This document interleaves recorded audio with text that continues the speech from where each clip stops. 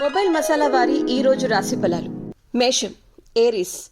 కొంచెం ఆలోచన, సమస్యలన్నీ దూరం, విజయం మీ సొంతం. ఆరోగ్యంపై శ్రద్ధ వహించండి. శత్రువులపై కూసింత జాగ్రత్తగా అప్రమత్తంగా ఉండండి. ఇష్టదైవాన్ని తలుచుకోండి. వృషభం, టారస్. మీరు చేపట్టిన పనుల్లో విజయం మీదే. ఆర్థిక అభివృద్ధి కోసం చేసే ప్రయత్నాలు ఫలిస్తాయి. తోటివారి సహకారం ఖచ్చితంగా ఉంటుంది. మిథునం, క్యాన్సర్. ఇంపార్టెంట్ డెసిషన్స్ ని ఆచి తూచి తీసుకోవాల్సినటువంటి సందర్భం.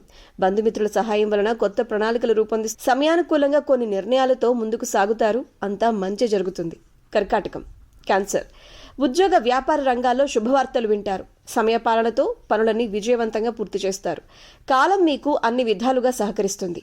సింహం, లియో. చిత్తశుద్ధితో మీరు ముందడుగు వేస్తే విజయాలు మీ సొంతం అవుతాయి. అనవసరమైనటువంటి విషయాలకు దూరంగా ఉండటమే మంచిది. కన్యా, వర్గం. స్పష్టమైన ఆలోచనలతో సమస్యలకు పరిష్కారం కనబడతారు. కుటుంబంలో చిన్న చిన్న వివాదాలు ఎదురైనప్పటికీ అవి త్వరగా పరిష్కారం అవుతాయి. ఇక మనోబలం తగ్గకుండా స్ట్రాంగ్గా ఉండండి. ఇష్టదైవాన్ని ప్రార్థించండి.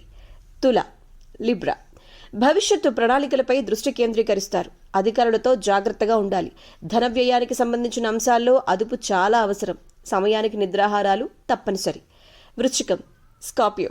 మీ ప్రయత్నాలు సక్సెస్ అవుతాయి. ఒక ముఖ్యమైన విషయంపై అధికారుల్ని కలుస్తారు. మంచి నిర్ణయాలు వెలువడతాయి. ఇక అంతా బాగుంటుంది.